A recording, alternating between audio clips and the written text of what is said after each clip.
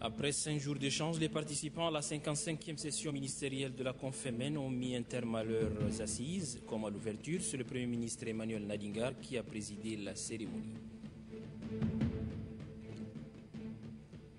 La ville de Pala vient d'abriter les festivités du 1er décembre. C'était le week-end dernier.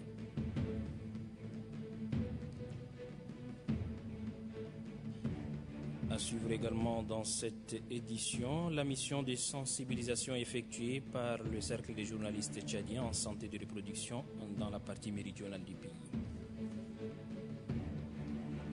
Madame, Messieurs, bonsoir et bienvenue dans ce journal dominical à la une de l'actualité. Les travaux de la 55e session ministérielle de la Confémen se sont achevés ce soir à la Villa des Hôtes. Des sujets liés à l'éducation ont été amplement débattus par les participants. C'est le Premier ministre Emmanuel Nadingar qui a présidé la cérémonie des clôtures. Le point avec Doba Robert. Les 80 participants à la 55e session ministérielle de la conférence des ministres en charge de l'éducation des pays ayant le français en partage ont débattu de thèmes liés à l'éducation, notamment la réforme du programme d'analyse des systèmes éducatifs PASEC. La 55e session ministérielle a été également marquée par des orientations et des décisions prises par les ministres en charge de l'éducation. Décisions qui permettront à la Confémen d'être visible à l'échelle internationale. Nos travaux ont abouti à des recommandations pertinentes dans le sens de la diversification de l'offre éducative et de la formation en vue d'atteindre les objectifs de l'éducation pour tous en 2015 et au-delà. Nous quittons N'Djamena avec une grande satisfaction. Les représentants des États et gouvernements membres ont pris des engagements séance tenante et de façon solennelle à accompagner et à faciliter la mise en œuvre du plan d'action biennal 2013-2014 de la Confémen ainsi que le plan d'action stratégique 2013-2016 du PASEC. Faïchou Etienne, ministre tchadien de l'enseignement primaire et de l'éducation civique, est élu à l'issue de ces assises président de la dite organisation. Le président en exercice de la Confémen n'a pas manqué de relever les actions menées en faveur du système éducatif tchadien.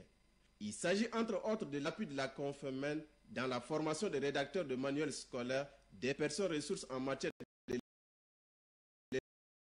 l'élaboration des curricula et la mise en pratique en matière technique et de la formation professionnelle. Il est indéniable que notre institution, la Confémen, a enregistré des avancées très significatives. Toutefois, nombreux encore sont les défis à relever pour apporter des réponses claires et précises aux questions. Éduquer pour qui? Pour quel projet de société? Ou encore pour être à même de mettre en place des stratégies et des dispositifs nationaux pour assurer la gestion, le suivi et l'évaluation de nos systèmes éducatifs. La prochaine édition de la conférence des ministres de l'éducation des pays ayant le français en partage se tiendra en 2015 à Abidjan, Côte d'Ivoire. Bilan d'éducation pour tous dans les pays francophones.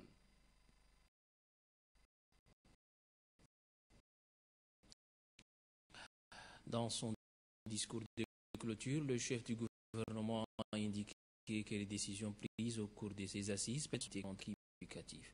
Suivez plutôt le Premier ministre. L'thème de votre session interpelle mon gouvernement.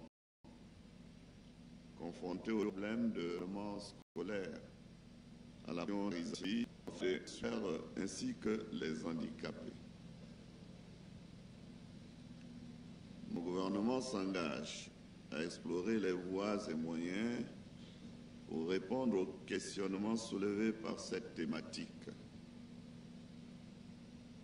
Pour ce qui est de la technologie de l'information et de la communication, ainsi que du développement durable, inscrit comme sous-thème à la 55e session, le Tchad tirera profit des expertises de la Confémen en la matière pour développer son programme d'enseignement et de formation dans ce domaine. Le système éducatif tchadien souffre de la faiblesse de son rendement interne et externe.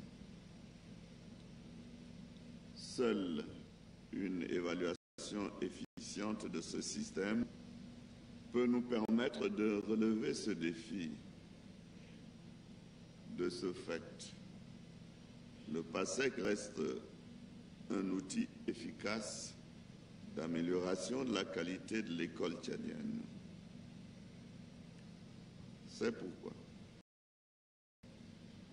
nous avons suivi avec en particulier les nouvelles orientations que vous avez données à cette étude.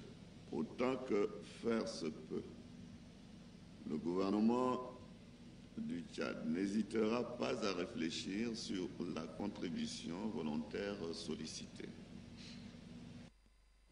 Demain 10 décembre, ça sera la journée internationale des droits de l'homme. À la veille de cette journée, la ministre des droits de l'homme et des libertés fondamentales a fait une déclaration. Suivez plutôt Amina Kodiana dans un extrait choisi par Mohamed Moussa Bamichi. Dans le cadre de la commémoration de cette année, les organismes internationaux, notamment le Haut Commissariat des Nations Unies aux droits de l'homme, les partenaires et les États partis ont retenu le thème suivant: l'inclusion et le droit de participer à la vie publique. La journée des droits de l'homme place cette importante question de participation à la vie publique sur le devant de la scène pour promouvoir les droits civils et politiques et attirer l'attention de la communauté internationale sur le défi que la voix de chaque individu compte dans les prises de décision des États partis. Comme vous le savez, notre pays est membre des Nations Unies et de l'Union africaine. Il a ratifié un certain nombre d'instruments internationaux en matière de droits de l'homme et s'est engagé devant la communauté internationale à respecter et à mettre en œuvre ces instruments au niveau national d'une part et de présenter des rapports sur les mesures prises pour la jouissance de ce droit d'autre part. À la veille de la célébration de cette journée du 10 décembre 2012, nous voulions rappeler que la voix de chaque individu, femmes, jeunes, personnes handicapées et autres urbains comme ruraux, compte pour la consolidation de notre démocratie, qui est l'affaire de tous, gouvernement, partis politiques et société civile. Une mission conjointe du ministère de l'Aménagement du Territoire, de l'Urbanisme et de l'Habitat et du projet d'appui au développement local phase 2 a séjourné dans la zone méridionale du pays. Conduite par le ministre de l'Aménagement du Territoire, la mission a procédé à une série de poses de premières pierres de construction de plusieurs édifices au bénéfice des populations locales. Adoumbe Hortense. Sur les 269 microprojets identifiés par Proadel phase 2, 42 sont retenus pour la mise en œuvre de la première vague. C'est à partir de Danamadi, dans la Grande Sido, que le ministre de l'Aménagement du Territoire Hassan Guéadoum a procédé à la pose de la première pierre des ouvrages prévus. Ici, la priorité, c'est la réalisation d'un forage manuel, d'un bloc latrine et de 3 salles de classe équipées de tables-bancs. Le lycée de Danamadi dispose de très peu de salles de classe, dont la plupart est faite en séco pour plus de 3000 élèves. Plus loin, à Safoyo, dans le canton Balimba, la priorité, c'est un centre de santé compte tenu des besoins émis par les populations locales. Besoins qui se justifient par l'enclavement du village, donc difficile d'avoir accès aux hôpitaux. Les autorités administratives, communales et traditionnelles ont exprimé leur reconnaissance au gouvernement et aux partenaires. Pour la coordinatrice nationale de Proadel 2, ce centre de santé qui prendra en charge plus de 700 personnes que compte ce village sera équipé. Le centre de santé dont nous poserons la première pierre aujourd'hui est un micro-projet d'accrochage sollicité par la communauté du canton Balimba. Proadel 2, nous allons le rappeler, a pour objectif d'améliorer l'accès aux infrastructures et services sociaux de base des communautés locales. Pour le chef du département de l'aménagement du territoire, ce geste matérialise une fois de plus la volonté des plus hautes autorités à développer le monde rural. Un quinquennat du monde rural et donc un quinquennat d'action. C'est pourquoi le ministre de la République du Tchad signeront villages, fériques, cantons, sous-préfectures, préfectures pour la réalisation des grandes œuvres de reconstruction du Tchad, mais aussi du développement du monde rural prôné par son Excellence, Monsieur le Président de la République, Idriss Déby Itno. Le ministre de l'Aménagement du territoire et sa suite ont aussi mis à profit leur séjour pour visiter le pont de Sido entre le Tchad et la Centrafrique en pleine dégradation. Le marché moderne de Sar et l'aéroport de Koumra en construction ont été également visités. Du 4 au 7 décembre dernier, le ministre des Mines et de la Géologie, accompagné de son staff technique, s'est rendu à Pala dans le Mayo-Kébi Ouest. Le but de la mission est de constater de visu les anomalies relevées par le maître d'ouvrage, l'ingénieur conseil PEG et l'entrepreneur à la cimenterie du Baouri, Mohamed Moussa Bamicheib. Accompagné des cadres de son département et du gouverneur de la région du Mayo-Kébi Ouest, le ministre des Mines a eu une réunion de travail avec les responsables de la société chinoise en charge de la cimenterie des Baouré. La réparation des anomalies constatées dans les différents ateliers de la chaîne de production de l'usine était au centre des préoccupations. L'occasion pour le ministre en charge des mines et de la géologie d'inviter les responsables de la dite société chinoise à respecter les clauses de l'accord signé en N'Djamena du 23 au 26 novembre dernier.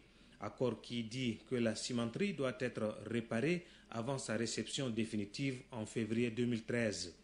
L'ingénieur-chef de la société chinoise a rassuré la délégation ministérielle que tout sera fait d'ici la fin de l'année. Le ministre des Mines et sa suite ont visité les carrières de Baouré et de Louga. Après, la ministre des Mines et de la Géologie a mis le cap sur le parc de Sina Aoura, situé à 145 km de Pala. Là, des orpailleurs venus du Tchad et d'ailleurs se sont livrés à l'exploitation anarchique de l'or avant d'être délogés. La pratique néfaste de ces derniers a contribué à la dégradation de l'écosystème. Pour le gouverneur de la région, la situation nécessite l'implication de toute la population pour sauver l'environnement. Restons toujours à Pala pour parler de la célébration du 22e anniversaire de la Journée de la liberté et de la démocratie. L'événement a été marqué par une grande mobilisation organisée à la place publique. C'était en présence des autorités administratives, militaires et civiles. Nobadumba Italumadi.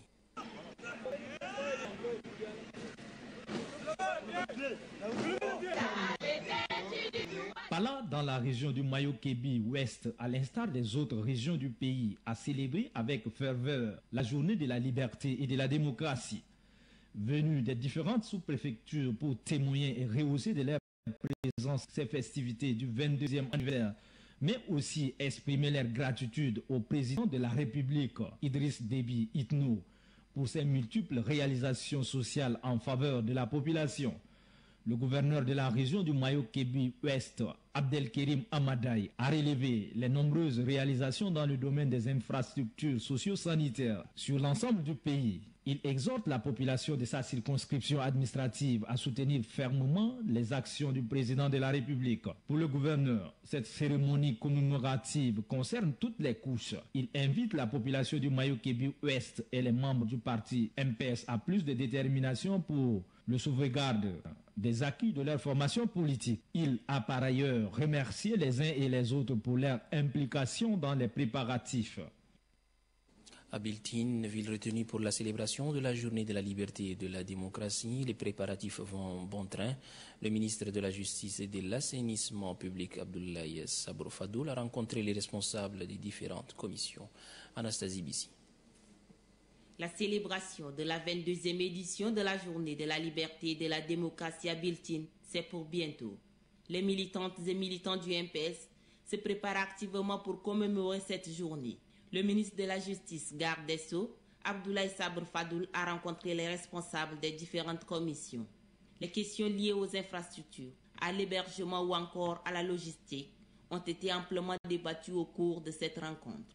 Les responsables des différentes commissions indiquent que les travaux vont bon train. Cependant, quelques difficultés techniques se posent.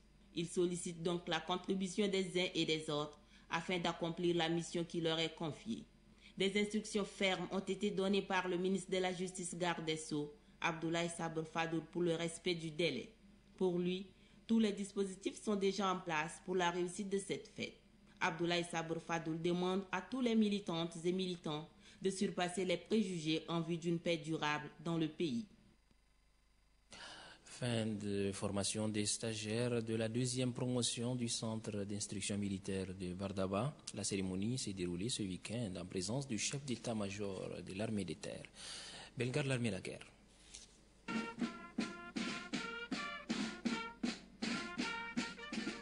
Ces stagiaires de la deuxième promotion du centre d'instruction de Bardaba ont suivi avec succès une formation de 5 mois. Ils ont acquis des connaissances de base du métier des armes pour assurer les missions régaliennes. Après la formation au centre d'instruction de Bardaba, ces jeunes recrues ont été regroupés à Mosoro pour le brassage au regard des origines et diversités régionales. Le recrutement de ces jeunes constitue le creuset de l'unité nationale puisqu'il traduit la volonté des plus hautes autorités du pays de disposer d'une armée républicaine au service du peuple. À la faveur de cette cérémonie de fin de formation, le commandant adjoint du centre d'instruction de Bardaba a salué les efforts de tous ayant permis d'accomplir cette formation. Le chef d'état-major de l'armée des terres de rappeler aux stagiaires le travail qui les attend. Il s'agit de défendre les citoyens et leurs biens. Vous devrez avoir à cœur un seul devoir, celui de donner sa vie pour la patrie, a-t-il conclu.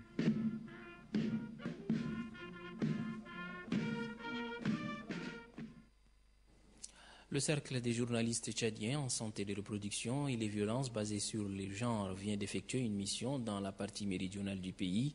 Objectif, plus de sujets et entrée à la santé de reproduction dans les médias de masse. Ainsi, le cercle a fait un plaidoyer et mené une sensibilisation auprès des responsables des stations régionales de cette partie du pays. Les détails avec Adoum Abdelkader. Ils sont journalistes et viennent des différents organes de médias audiovisuels et de la presse écrite. Ils ne sont pas uniques par le métier. La santé de la reproduction est aussi leur dénominateur commun. Ainsi, ils décident de faire chemin ensemble pour une même cause, la lutte contre la mortalité maternelle et les violences basées sur le genre. Une cause de portée nationale à laquelle s'attelle depuis quelques années le gouvernement et ses partenaires dont le Fonds des Nations Unies pour la population. Et pour mener ce combat, l'équipe a voulu associer les stations radio des provinces, de la radio communautaire Bargadje de Kelo à la station NRTV de Moundou en passant par la radio du Djilokar et la radio Karouba de Moundou. Les journalistes du cercle ont plaidé auprès des responsables des différentes stations que la santé de reproduction occupe une place de choix dans les grilles de programme. La délégation a fait également escale à la radio Belak de Doba et la radio communautaire Top de Koumra. Partout où la délégation est passée, l'on constate déjà que des efforts sont faits dans ce sens. Nous avons une grille de programme où nous travaillons en commun accord avec la délégation sanitaire du Logone occidental. Donc à ce niveau-là, je pense que l'ONRTV Mondou et tous ses personnels s'y mettent sérieusement chaque semaine pour réaliser ces émissions-là. À la station NRTV de Moundou, à la radio du Djilokar ou encore à la radio Top de Koumra, les femmes sont impliquées dans cette lutte à travers leurs émissions. On parle beaucoup plus de la santé de la reproduction. Je ne voudrais pas rentrer dans les thèmes parce qu'il y en a beaucoup, mais d'une manière générale, je traite beaucoup des thèmes sur la santé de la reproduction. Les journalistes du cercle ont également sollicité que toutes les composantes de la société soient sensibilisées. À ce niveau, ils ont souhaité une certaine harmonisation dans les horaires et les langues de diffusion. Tenant à la cause, le cercle des journalistes a remis des documents sur la santé de la reproduction, des documents pouvant permettre aux réalisateurs d'émissions de mieux cerner le contour des sujets relatifs à la santé de la reproduction et les violences basées sur le genre. À travers des émissions interactives, des magazines enregistrés et autres micro-programmes, ces stations de proximité mèneront la sensibilisation avec une grande efficacité. Le président national du Rassemblement pour la justice et l'égalité au Tchad a fait un point de presse hier après-midi à la Maison des médias. Orjé Abdelrahim Shaha a abordé plusieurs sujets, notamment les activités de son parti. Nous l'écoutons au micro d'Abdelhadi Babayaro. Nous vous informons avant tout que le principe de politique et pratique sociale de notre parti est la réalisation des objectifs communs par des efforts permanents et aboutir à une vie sociale équilibrée, parfaite pour tous les peuples tchadiens. Le RAJET, qui se définit comme Rassemblement pour la justice et l'égalité au Tchad, a pour objectif principal maintenir la justice, l'égalité pour tous les fils du Tchad, de lutter contre la pauvreté et de protéger la vie sociale. C'est le cadeau que les RAJET offrent au peuple tchadien. Pour les années à venir, qui sera déterminant dans les débats politiques, on se fixe aussi l'objectif de lutter contre la pauvreté, qui est devenue un fléau chronique, handicap. Vous le savez peut-être, la délivrance des permis de conduire revient à une société privée, une privatisation qui réjouit l'Union des syndicats des conducteurs routiers du Tchad, en partie seulement. Les SYNACOR déplorent le fait que la date d'expiration des permis de conduire, toutes catégories confondues, est fixée à 4 ans et souhaitent que le délai d'expiration soit conforme aux règles de la CEMAC. Suivons à ce sujet un extrait des propos du secrétaire général du SYNACOR, Hissène Abgoudja Bani. Le permis de conduire est un document administratif très important. La délivrance nécessite un examen. Nous nous réjouissons donc du fait qu'il soit privatisé, car la privatisation est un de contrôle et de surveillance.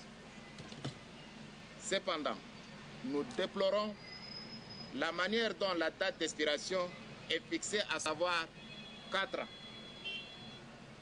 Pour toutes les catégories confondues. Nous souhaitons vivement que ces délais d'expiration soient revus ou mieux encore se conformer aux règles du CEMAC. Quant aux conducteurs du transport en commun, il conviendrait de leur délivrer un permis spécial sur la base d'une justification de la catégorie D, qui serait renouvelable chaque année, afin que nous souhaitons également l'instauration d'une catégorie de permis de conduire pour les engins agricoles.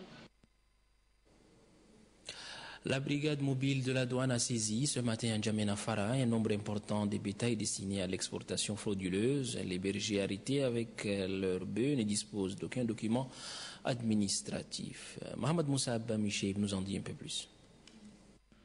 Dans sa lutte contre la fraude, la brigade mobile marque des points. Elle vient de saisir plus de 1400 bœufs dont les propriétaires tentent de les faire traverser frauduleusement. Les fraudeurs ont pu faire traverser 40 bœufs avant d'être interceptés par les éléments de la brigade en inspection. Les bergers interpellés ne disposent pas des papiers de douane ni des taxes relatives au bétail. Le chef des bureaux adjoint de la brigade mobile Issa Adam s'est dit déterminé à réprimer la contrebande à tout prix, tout en demandant aux propriétaires de ces animaux de régulariser leur situation. Sinon, les bœufs saisis sont l'objet d'une vente aux enchères. Issa Adam déplore le comportement de certains douaniers qui favorisent la fraude. Il indique que quelques-uns sont déjà arrêtés et répondront de leurs actes. Moïto, dans le Dababa, a abrité un forum intercommunautaire organisé par le projet d'appui à la filière bovine. L'objectif de cette rencontre est d'adopter des stratégies des leaders locaux afin d'appuyer le projet. Noubadoumbaï Talomadi. Le droit des pasteurs, la sécurisation de la mobilité pastorale et l'approvisionnement en médicaments vétérinaires et en aliments de bétail a fait l'objet d'échanges entre les 60 éleveurs venus des différents cantons de la sous-préfecture de Dababa. En mettant un terme à ces forums intercommunautaires, le secrétaire général de la coordination des éleveurs du Tchad félicite le gouvernement et ses partenaires pour la tenue de ce forum qui vient galvaniser le secteur de l'élevage. Le projet d'appui à la filière bovine vise l'amélioration, la commercialisation sur pied des bétails par le développement de conditions plus favorables au transport du bétail et la construction des points d'eau le long des axes. L'aménagement des marchés et la connaissance mutuelle des organisations socio-professionnelles dans cette démarche ont guidé la tenue de cette rencontre.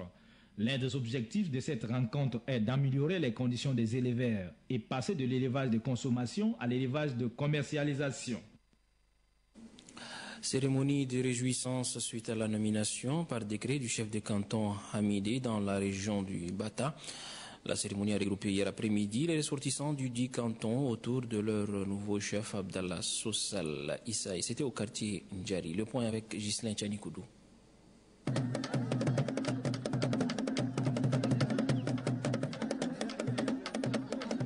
Les fils et les filles du canton Hamidé résidant en N'Djamena sont en fête. Ils se réjouissent de la nomination d'Abdallah Sossal Issaï à la tête de ce canton. Il est nommé par décret le 30 novembre dernier. Abdallah Sossal Issaï est né vers 1952 à Assuntaï, dans la sous-préfecture de Wadi-Rima, région du Bata. Le nouveau chef de canton remercie le chef de l'État pour la confiance placée en lui. Il appelle toute la population de son canton à l'unité et la paix, gage du développement. Achève ce journal. Merci de l'avoir suivi. Très bonne suite des programmes sur Téléchat.